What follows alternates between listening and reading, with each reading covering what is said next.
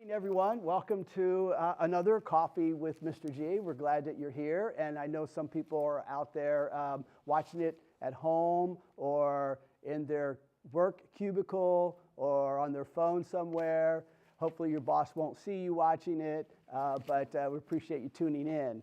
I just want to say that if someone out there who's watching the live stream has a question or something, they could type it in. We're a little short-staffed today, so I'm hoping that the questions can be delivered here.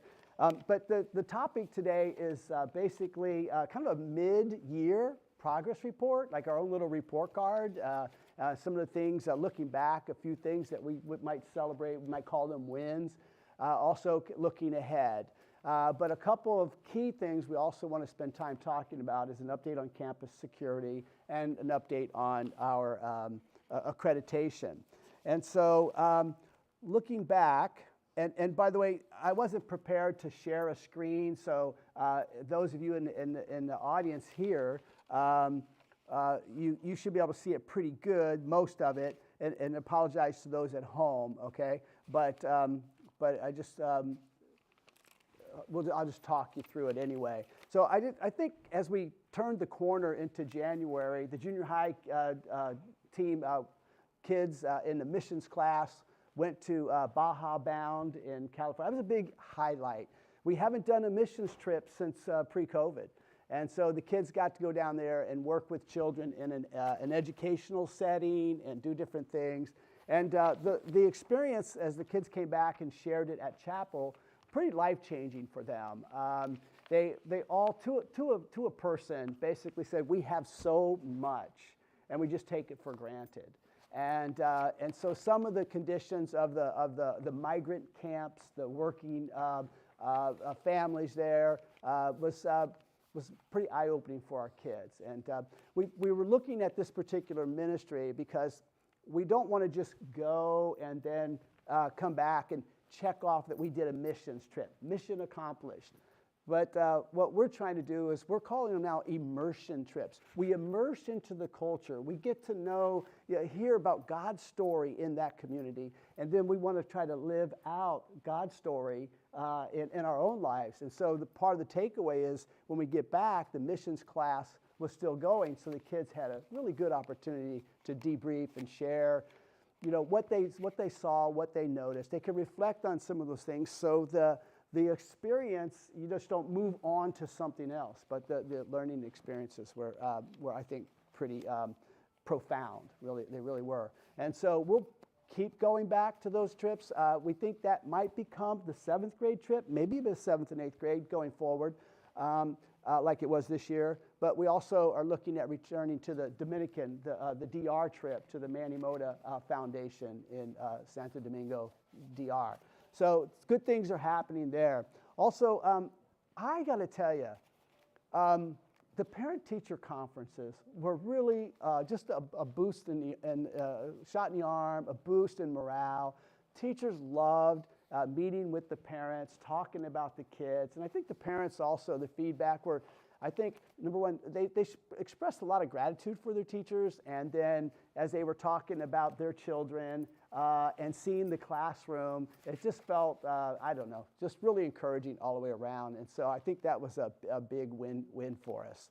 And so those were a couple highlights just here in the month of January. And then looking ahead, it's really a lot of student activities coming up. It seems like the spring is when that all happens. In fact, I remember one time about March, I was talking to another administrator, right?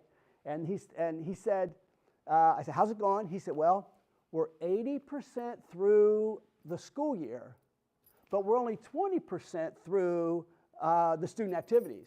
In other words, the spring calendar is really chock full of activities. And so coming up, literally this weekend, our theater group, the Thespian Troupe, will be performing at the California State Festival. I think it's in Yorba Linda down there, and that's always good. They're fine-tuning. They're going to get adjudicated.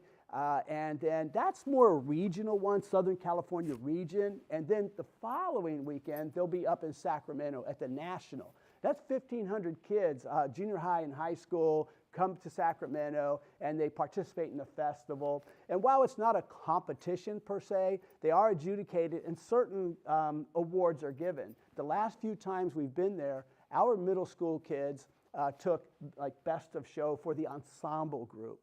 And so when you get that award, comes with a nice trophy, some hardware,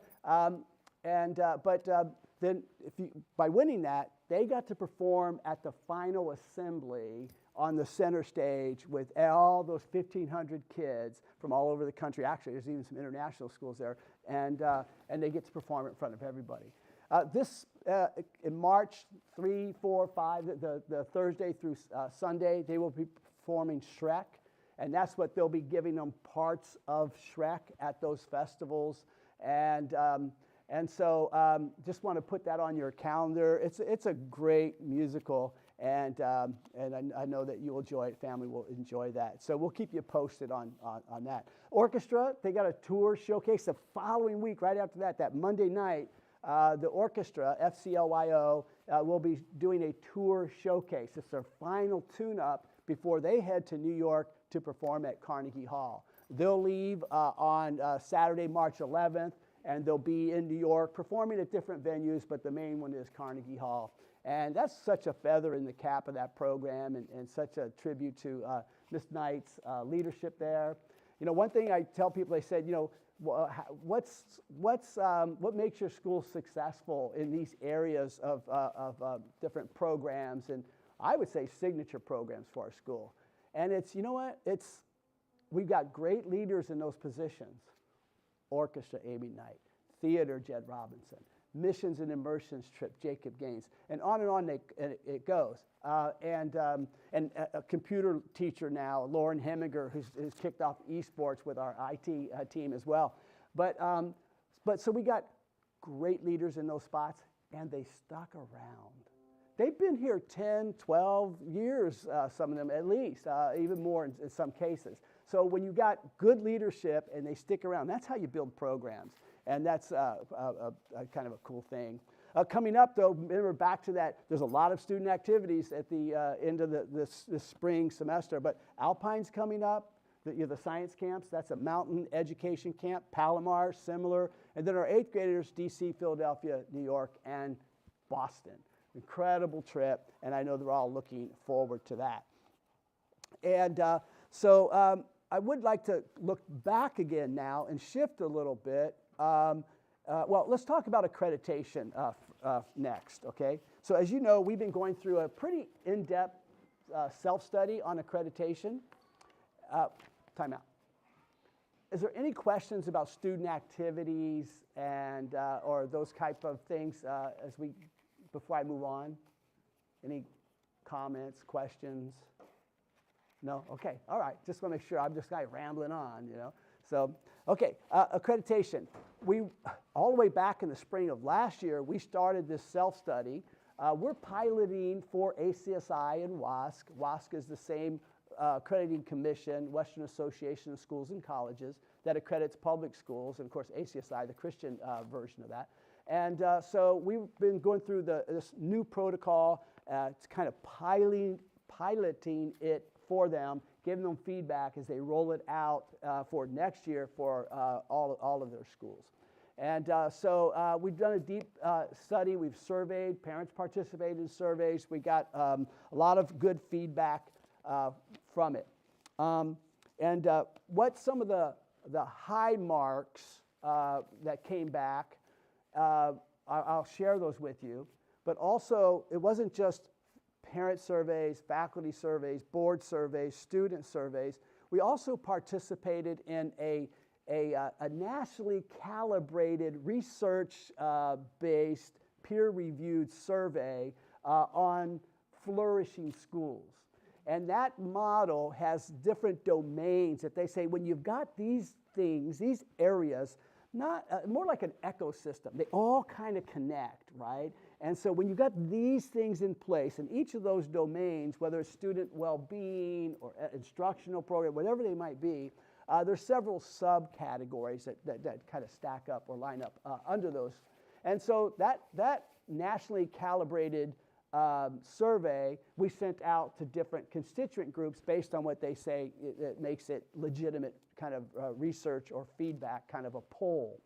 And so these following areas are what came up in that. And I will say that our ratings in almost each of those domains, well, I'll say in every domain, where we were rated from our parents all the way across the board, we exceeded what they would say is the benchmark that would identify a flourishing school. If you hit that benchmark, they're saying that you're doing well in that area. If you don't hit that benchmark, that might be an area you might want to focus on. And so we exceeded everyone. And in many cases, we blew them out of the water. So that was really, really cool, good feedback. But even within that doesn't mean, oh, you check it off, you know, there's not room for improvement. We still saw in each of those areas, while we exceeded the flourishing research benchmarks, we still say, hey, there's things we can do. And so I think the high ratings that came out is how Foothill really offers a well-rounded program, right? And, you know, we couch that in words like academic, spiritual, social, emotional, all those kinds of things. But in the end, people were saying, there's a lot. And I tell parents all the time, we're big enough that we can offer a lot, but we're small enough that it still feels like family. And that was also one of the benchmarks that we exceeded, the family atmosphere at both the school and the preschool. And I think as we begin to open up more with volunteerism and different things and these activities, I think some of that will be restored. I don't think we're where it was, you know. I mean, I think the heart connection, the partnership, sense of partnership is still real.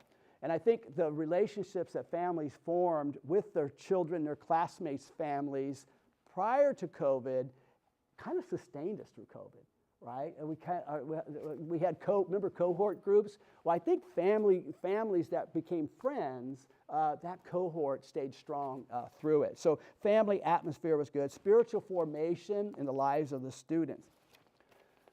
The one area under there that came up, and we addressed it in the accreditation report in our self-study. We disclosed that and have some goals, targeted goals there.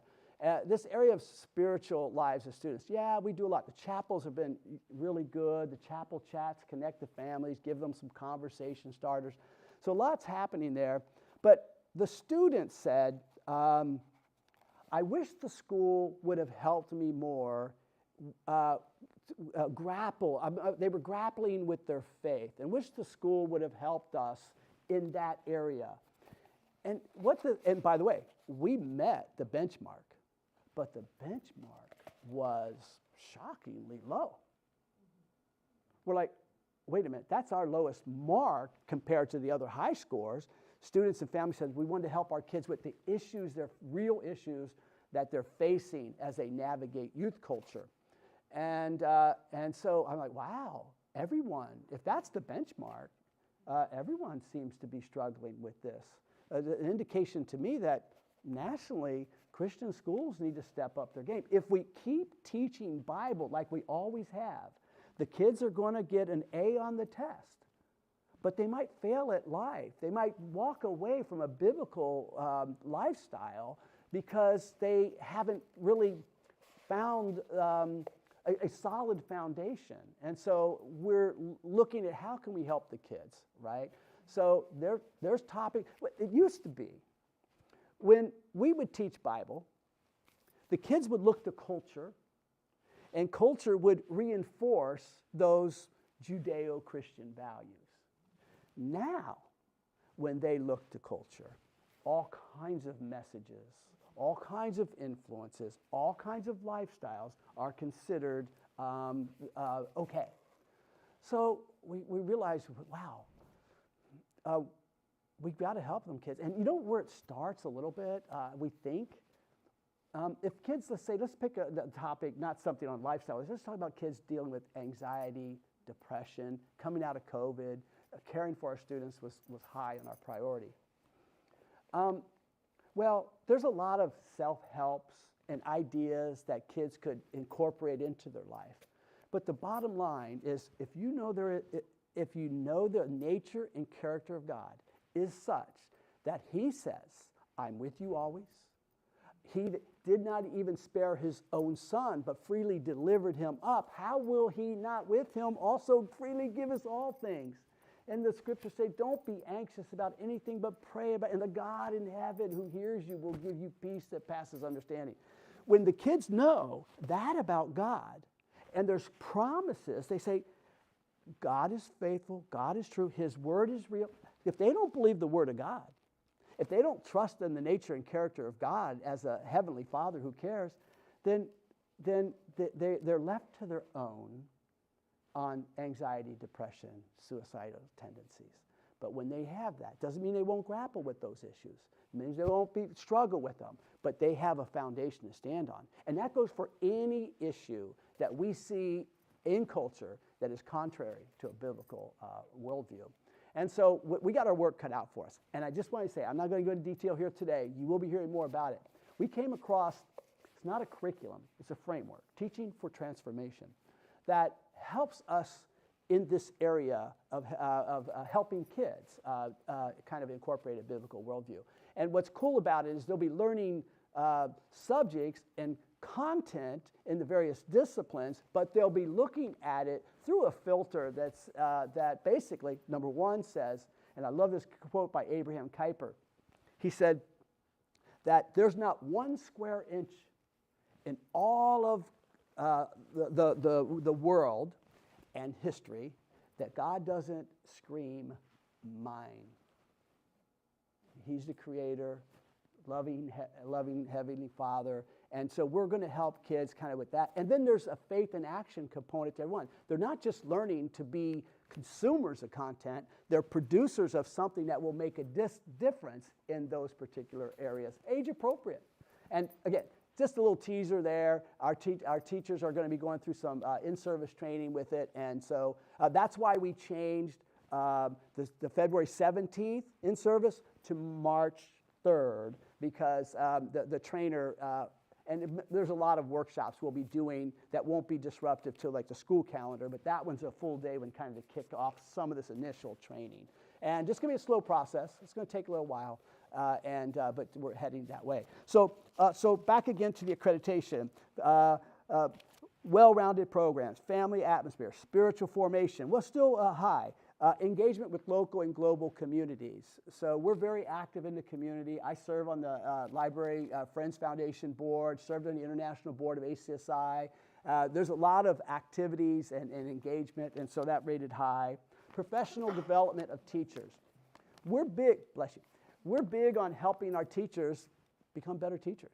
And so the professional development plan that we put together,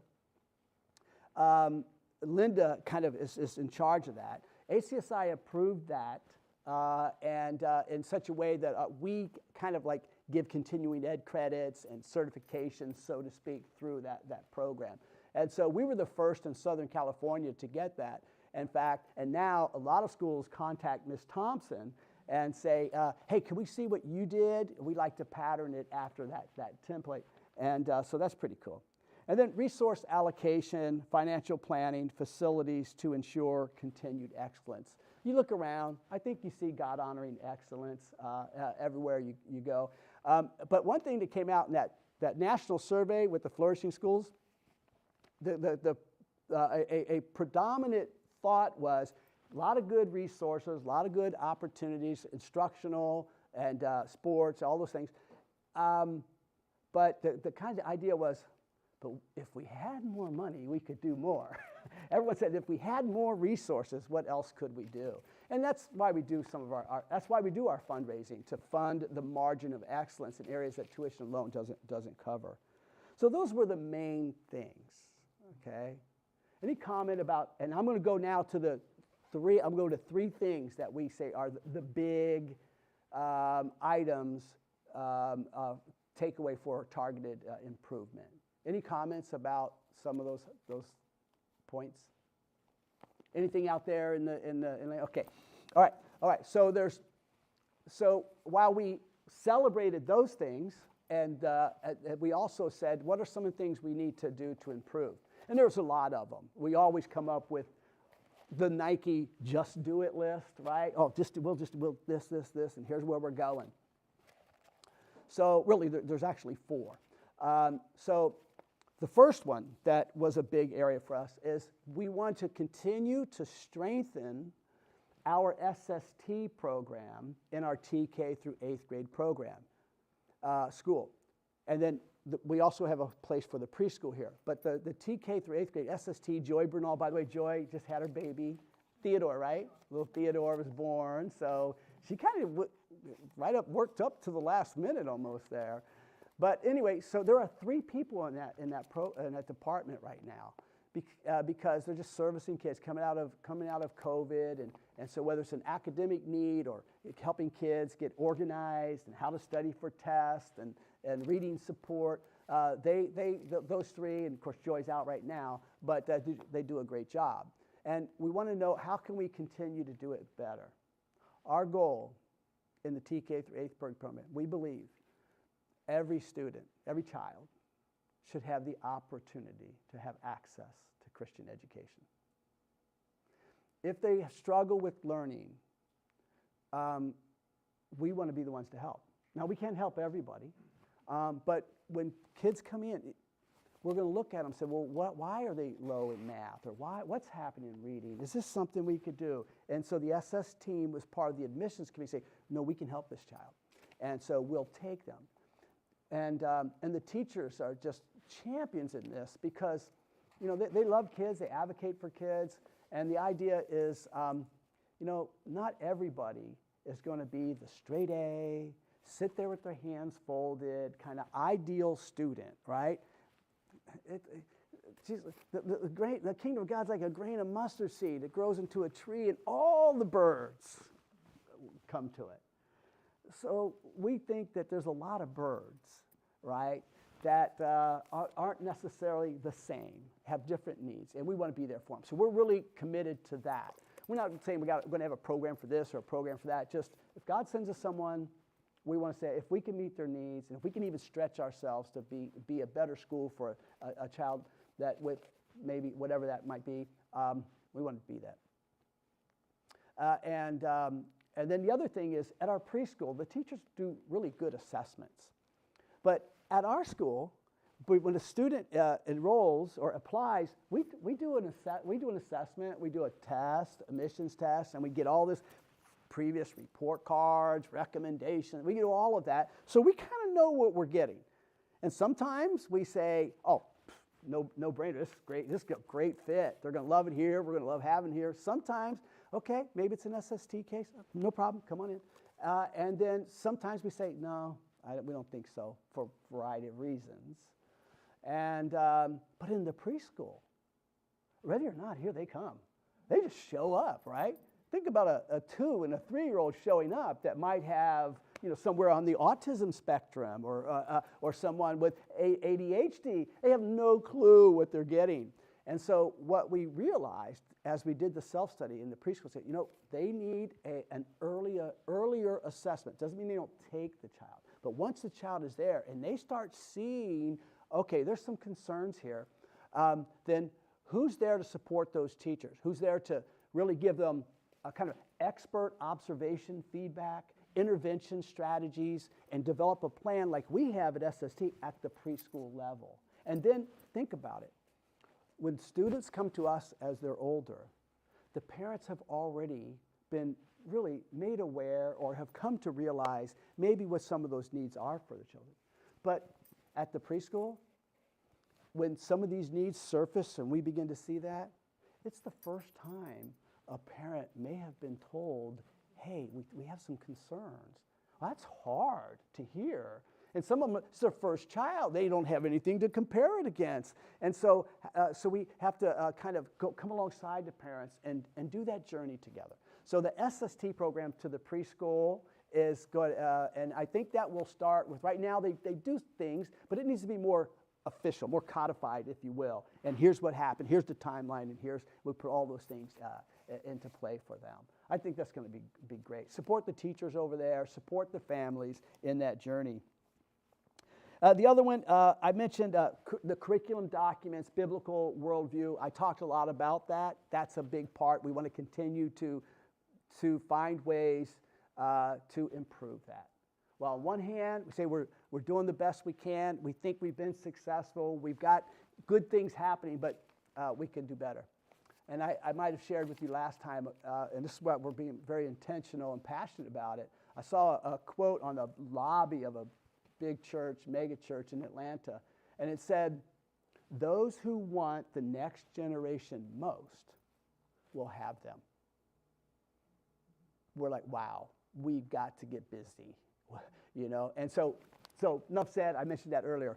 And then the last two are kind of connected. Okay, it's kind of the elephant in the room, and that is, it's obvious that at some point in time, Miss Vicki is going to retire as the preschool director, and I'm going to retire as the head of school. That day's coming. I don't have a day in mind, although some people, I celebrated my 35th anniversary last spring, and people thought, oh, you're retiring. That was a retirement thing. No, I ain't going anywhere. I love Foothill. The kids keep me young. They give me energy. I love seeing, and it just, I think at this point, I don't know. I don't know if I have identity outside of this job. But the day's coming. So it's wise that there be a succession plan for the leadership. And so it's not just who's next. It's how do we create an environment where we are really identifying leaders and cultivating leadership and helping everyone to understand whether Mr. G is here or not, it's not about me, it's really about God's work here. And so I've been trying to empower people more, trying to help data dump, you know, but I don't have a date. If I had, it would be arbitrary if I picked. I do know this. When I came here, it was a God moment. I could tell you it all, and you say, wow, that was just God. And it proved to be so in my life, and I think for the organizations too. And I want, when I leave and I hand off that baton, I want that to be a God moment for the next leader and for this organization. I think that honors him. I think it creates stability. We've been transparent with all of our staff and employees that so that there's no surprises. And we surveyed them, say, hey, how, because it came up, right? So we said, okay, let's serve them. On a scale of 1 to 10, how confident are you that the elder board and school leadership will handle the succession plan, the succession well? And it was, 7, 8, 9, 10. It was that way over there on the highly confident part of the scale.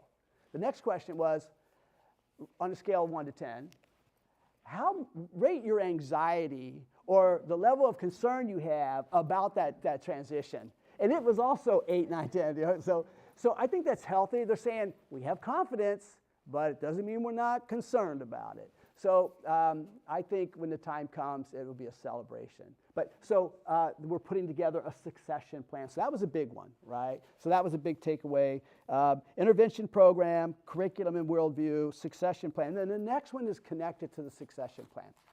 And that is, we really need a really good, thought out, prayed through long-range strategic plan. What's 3 years out? What's 5 years out? 2, 3, 5. And because here's how it's connected to the succession plan. If we all have a sense of this is where we're going, a new leader comes in, when you're interviewing, say, here's where we're going. Can you get behind that?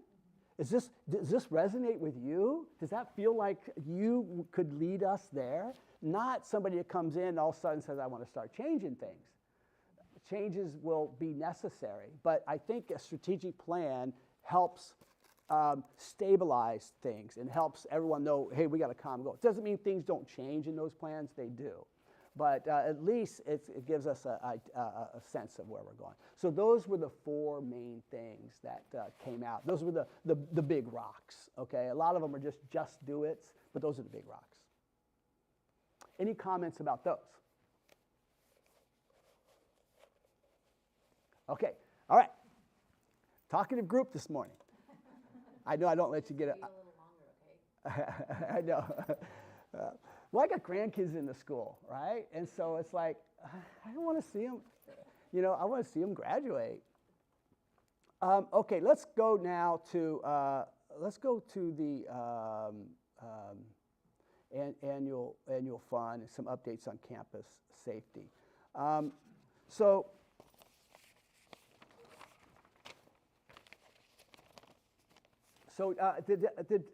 for those of you in the audience, we set up our visitor check-in system at the door. Did some of you go through that and swipe your license or type in your information? Some of you did. Okay. Well, we now have a visitor check-in system that we raised money for from the annual fund, and it will help people. Oh, I didn't know something's going on there. People, when they come to the office to volunteer or do whatever, where they're coming inside, then they can swipe their license, driver's license. It does a quick background screening, and then they have to identify who they're seeing and all those and it prints out a picture, a sticker, visitor pass that has their picture on it, who they're seeing, what day it is, all those kinds of things. So that is in place. That was something that somebody actually covered in that program. And then we are about ready to we've already vetted different contractors to put brand new coded keypads at all the exterior entries. And this is also like a fob entry. So our employees in the future, their name badge, they'll hold it up to the key code reader, and then it will open the door for them. Parents would have to have an access code and things like that. So the office front door, when this goes in, will remain locked at all times. We don't have to lock it down. But people will have a code to get in, like the preschool. And so again, that's and Joe Owua, our IT guy's in the audience here. So what do you see next steps with that, Joe? So currently, I'm pretty pumped about that project actually. And I'm sorry, I don't have a mic. So You don't have okay, I'll repeat to the audience. Yeah. But it'll provide a secure touchless access for the entire campus. Secure touchless access system. Yeah, Nice. I mean, you'll be able to use our phones if Use phones. desired, Mhm. watches, fobs, just multiple, different Right. variations of access. And if we're getting vendors, we can preload, their Who's data coming? to allow them Uh-huh. just when they arrive, and they just punch in either a pen or use their phone as well. So, Right. it'll be next steps is we're measuring some cable distances, making sure our switch infrastructure can handle all the additional cameras and hardware that's coming Right. up. It will eventually be tied to a camera system, our camera system. So if cars pulling in, we'll be able to look at license plates as they pull in the driveway, Right. or as they're walking up to the front, we'll be able to identify cases. So those watching it online, so basically we've identified the vendor, right? You got some measurements to do for cabling and this and that. What's a sense of timeline, Joe, for that? I would say within the next 3 weeks to a month, we'll have that kind of dialed in, and then approvals, and then how equipment arrival. It gets tough with switches, but I would say by summer, I'd say we'd have it installed. Yeah.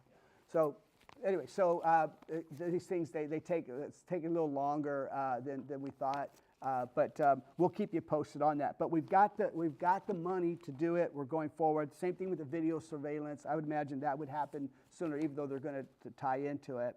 And then raising the fence, we got enough money to do raising the fence, and so we're at the cusp of implementing those. But the money's been raised for those things. But I also want to say that as part of this campus security initiatives and focus, we have a task force that meets.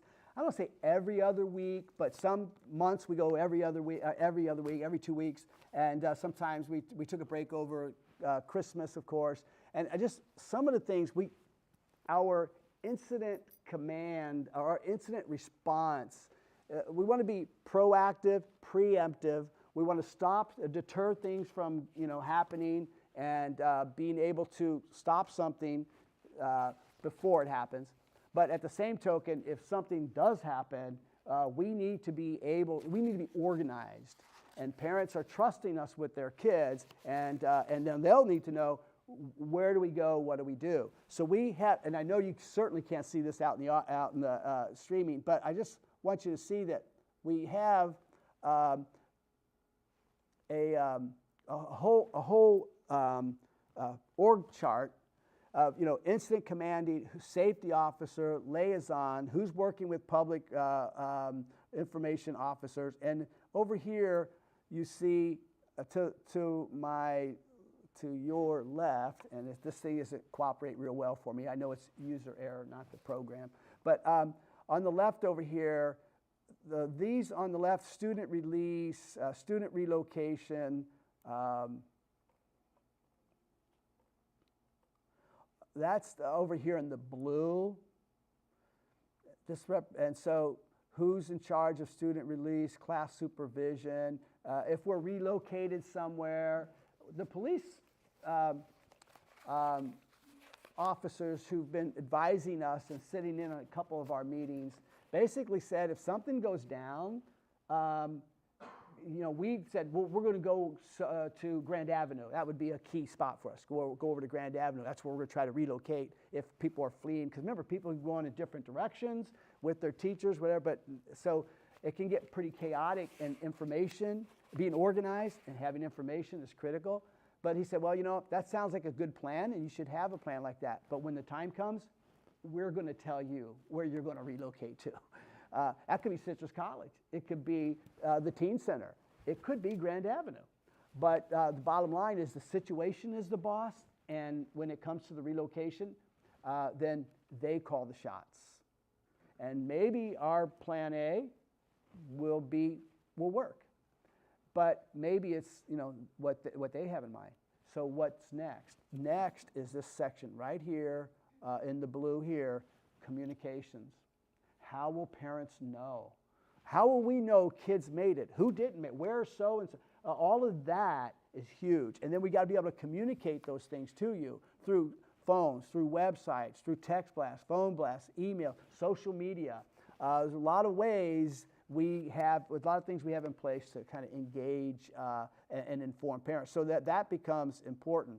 And then we've got other things in here like first safety, first aid, medical attention, resources, search and rescue. Everybody has a job. The cool thing is we kind of designed this incident response team and the org chart with the same jobs that were similar in an earthquake preparedness or earthquake scenario. So the communications people do that for earthquakes. They do that for if there's the search and rescue team. It's the same search and rescue team. The student release, same team. So everyone has similar jobs, and so they're familiar with it. And then, so right now, what we've done, we've got this down. It looks pretty complicated, but a lot of people already are plugged into these through the earthquake. But now we need to train them in this kind of a scenario and define these roles based on an active shooter scenario. So I just want you to know we got the task force going as well. And I want to say Patty Timpson's here. She's had experience with Southern California Edison, military background. She spoke last time at the beginning of the year on this. She's been on this team. And Patty, anything you want to say? No, I'm just excited to implement something, to have something that we go by that's just going to be very like muscle memory, where everybody just knows what they're doing and it just kind of flows. And as a parent, I feel better knowing that my child is in good hands and they have a plan, and I'm just excited to see it happening. Yeah, and Patty, has quietly behind the scenes been doing a lot of research for us. She actually created this org chart from a FEMA template, and then so we kind of told her, look, let's make it align with our earthquake crisis response teams and subcommittees, and then let's begin to define these roles. So she created this based on the input we were giving her, and so she gets credit for helping us organize our thoughts. So appreciate that.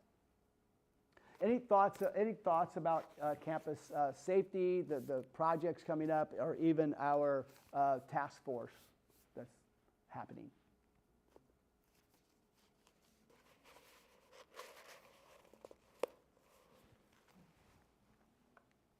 Okay, I'll drop that down.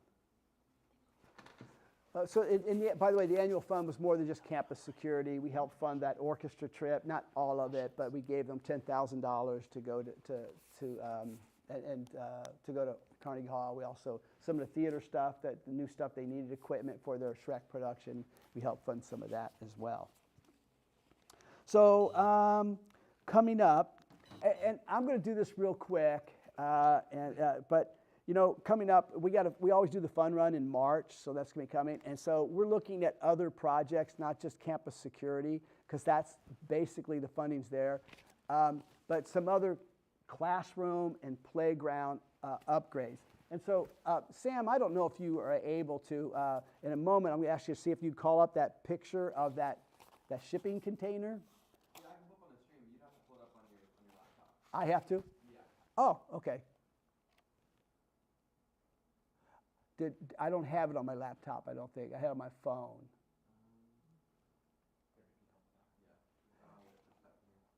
It's okay. I don't need to. That's fine. Yeah. All right. So one of the projects we want to do for the 4th through 8th graders is we want to repurpose the back lot. It's a playground area, but it's really just a parking lot. We put some pickleball courts out there. The kids play. But under that oak tree, behind a fence, we're gonna reclaim that and repurpose it. Many of you probably remember Lowell Park, which is that little playground spot around the tree outside the child care room. So that was just a landscape bed that really didn't have much plant life in it because it was always wet in the shade and nothing would grow there. Mr. Wright said, let's repurpose this. So we came up with a plan, and then we named it Lowell Park, because when Mr. Wright first got here, he had replaced a legacy leader, Linda Lowell, and so we said, oh yeah, let's do this. We were inspired by, you know, a New York small corner park, you know, you see and you imagine, and so we kind of framed it after that. And then we thought it would be good to name it after Miss Lowell Park. But the cool thing was we had an artist rendering of what it wanted to look like, and it turned out just like we envisioned. So in the back lot, under that oak tree, there are 3 shipping containers. Earthquake supplies are in one, extra storage, and we're going to get rid of that chain link fence and the vinyl covers. We're going to create a small fence like we have at Lowell Park. There will be some seating areas. We're going to take those, we're going to get rid of a couple of those shipping containers. We're going to solve that issue. But we're going to keep 1, maybe 2, and we're going to repurpose them. Have you seen shipping containers they make into tiny homes? Okay, well, what we envision, and I can, the people in the audience will say, I'll show you off my phone. We envision 2 openings in it.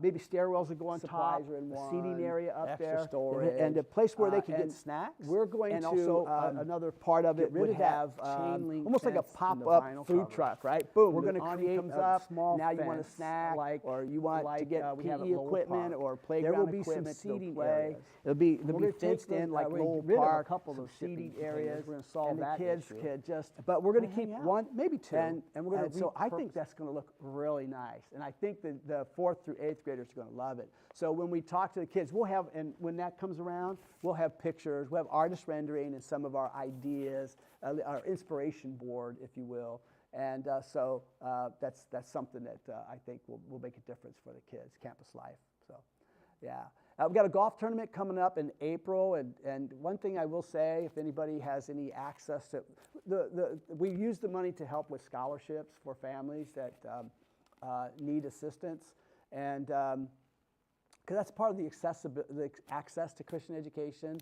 You know, can that single mom who has a tough time making ends meet, you know, can we help that person or others that want their child to be at Foothill?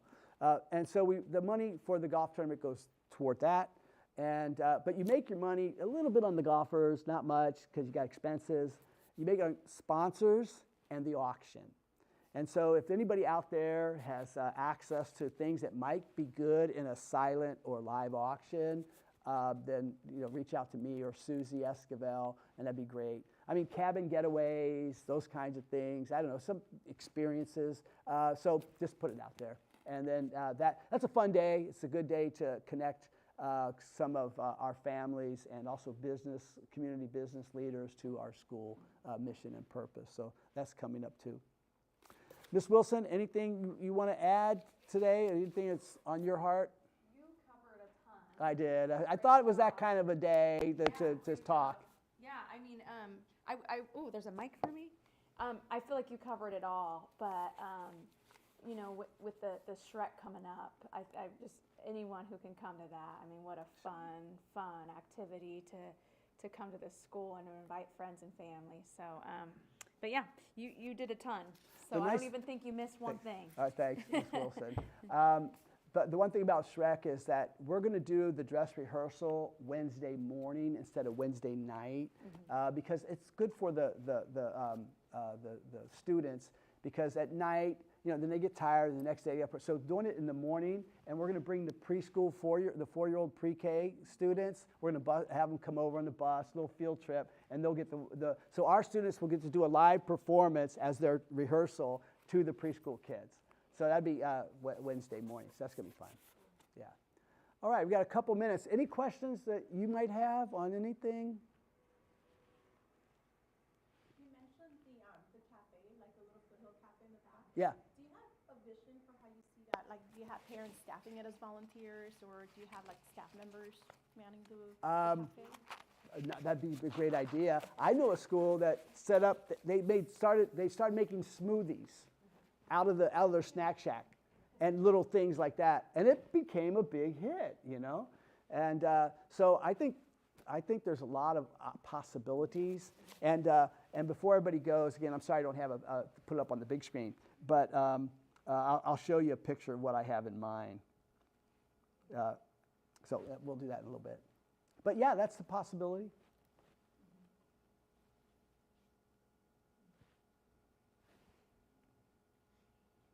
Anybody else? Mr. G, we do have AirPlays. If you wanted to show anything from your phone. Oh, that's okay. Maybe I could do that. That's okay. We're going to wrap it up anyway, Joe. We're good. We're good. We're good. It's just coming. Just you'll see. We're going to put it out there, our inspiration board, and you'll know what we're after. And I think people will get excited about it. Esports is happening. I didn't talk about that. I think they have Inigo's on the team. I saw him today with his shirt. Yeah. So this is preseason, so they're kind of getting to know their video game characters and the games, and offering a lot more this year. Kids can even play chess online. So it's a big deal. It's really fun for them. Yeah. One thing I want to say on that back parking lot, though, is Coach Mack, really has turned around that play area with intramurals. Mm-hmm. They just had a giant Gaga Ball Pit tournament where many kids, girls, boys, different athletic abilities was out there playing. And those types of things on that back parking lot have been really fun for the kids too. And now they're starting pickleball, which is a fan favorite, I would say. But Gaga Ball Pit might be competing against pickleball. So that's one thing that I think the 4th through 8th graders really look forward to too, is during lunch playing those games. So that's been fun. Yeah. Yeah. Cool. Yeah. And so you mentioned chess. Mm-hmm. There's a couple of things that we used to have at our school. We don't have them right now. And one is a chess team. Mm-hmm. And you may not know this, but our chess team back in the day, not that long ago, competed online, even when it was kind of a newer thing, against schools and across the country. We hosted chess tournaments with hundreds of kids here. And we traveled to national tournaments, one in Nashville, one in Pittsburgh, and we were very competitive. So, but the person who led that, remember, you got good leaders and they stick around? He didn't stick around. He started his own business, and I don't know where he's at today, but he created a chess business. So we're looking to get chess back, K through 8, Yep. and then also cheerleading. We had a nationally ranked, successful cheerleading team. I mean, they went undefeated in regional and national for like 4 years. So they were very competitive, stunts and all that. So we're going to fly the position. Yeah, in fact, there is a cheer coach advisor job description online right now. So we're actually taking applications and looking for that person. That and boys volleyball right now, and currently working on a chess club, advisor position as well, working on that job description. But there already is a cheer, job out there, so Right. we're looking for that if anyone knows anybody. And we've got a handful of girls keep almost every day telling Miss Wilson, and so we got it they up. actually We do tell, hey, cheers for me, and I Yeah. sit there and cheer them on with Here's- their cheers. those kinds of programs there's a timeline for them. So once we identify that person in the spring, they could have little clinics and get to know it. And then and there would be spirit teams. I don't know that we'll be able to competition squad, right? Depending on what we have and what we could do. We had a K2 program, it was just cute as could be, and the kids would have fun cheering. And then we had a 3rd through 5th grade, we had a competition team, and then a spirit team, and then middle school, it was a competition team. So we're going to start with the spirit teams, probably 3rd through 8th grade. So you have a 3 through 5th group, and then a middle school group, and then we'll grow it and develop it from there. So chess and cheerleading, we got to get those back. A lot of people are asking about it. Yeah. Yes. On the band. Okay, there's the other one. Right. In fact, Ms. Wilson, why don't you update that a little bit? I know Ms. Knight's been trying to help us with APU, but I'll let you. We're definitely busy because we hear you and we want to get a lot of these big programs that we've had in the past back. So, right now we have orchestra private lessons and piano. We just launched vocal lessons. I don't know if you saw that online where Miss Stretch is now giving vocal lessons to 15 students this spring. 15? Yeah, and next fall she'll continue to take more. So that's been really exciting. But yeah, next steps is now we're creating job descriptions for that band director and hopes to get that back. Again, it takes, I think all these positions take a very special person to really lead a program if we want to do it well. But that is in the works, and we're talking about it for sure. So, and I know Ms. Knight's been talking to and I had conversation a year ago with the top guy at APU, so spread the word. But we need to get that position on the website also. So my goal would be have it by fall, something. I wanted that last year though. We didn't get anybody, but we'll pray with us, with us, and we'll see, because we really want to get the back. Yeah. There was a time when the band was bigger than the orchestra. It was. But the band teacher we had, we went through a couple there. It had its prime days, and then went through a couple, so we kind of lost the momentum. And the most recent person we had was terrific, but when COVID hit, she was from Korea. She went back home and she stayed. So yeah, but all right, hold us accountable to that. For the field trip on April for the 4th grade, Yes. are the parents allowed to come with them, or how is it? The 4th grade trip to Rawhide Ranch. So I'll just say that there are the students and then some parent chaperones are I think, I don't know if they did a drawing yet. No, not yet, but same kind of protocol with the field trips. If you're interested in chaperoning, the teachers will give you opportunity to fill out some forms of your interests. and then via raffle they'll choose chaperones for the camps. Are Yeah. they gonna stay in the ranch, or the parents should have a They- hotel near? Like, No, they stay with the kids there. Yeah, as a chaperone with them. Yeah, yeah. But it's unique to Rawhide Ranch because they have horses and animals and different things. The kids care for them and activities. But that Friday, before they head home, they do a It's like horse show, don't they? Yeah, it's really actually all parents are invited to that on that Friday, and again, the teachers will provide all that if you're interested in a lunch. It's like a picnic, but also the kids, they learn how to do vaulting on the horse and how to guide the ponies, and so they get to kind of show off what they learn to the parents.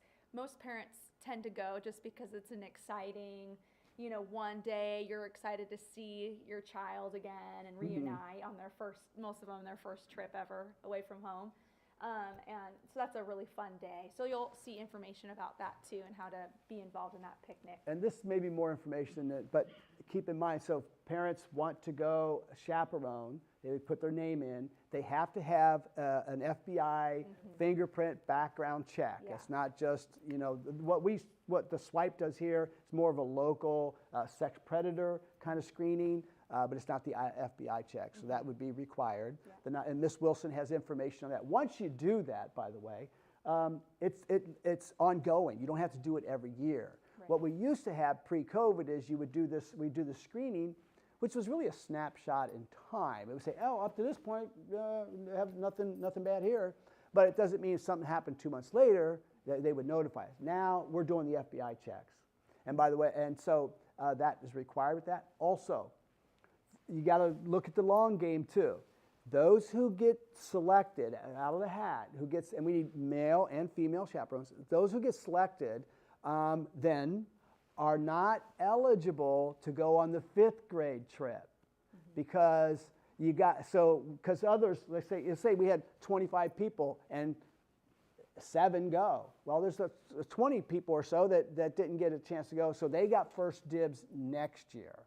And so we keep that list. Now, if we don't get enough volunteers, then we would add those people back in. What's the 5th grade trip? Pardon me? What's the 5th grade? 5th grade trip is Catalina Island Marine Institute, and our kids went SEMI camp, and our kids went, and that goes in the fall, and they snorkel, they dissect squids, they do oceanography labs. It's a lot of good stuff. So, so if you don't get selected, then maybe that will work out even better. You can go to the SEMI camp.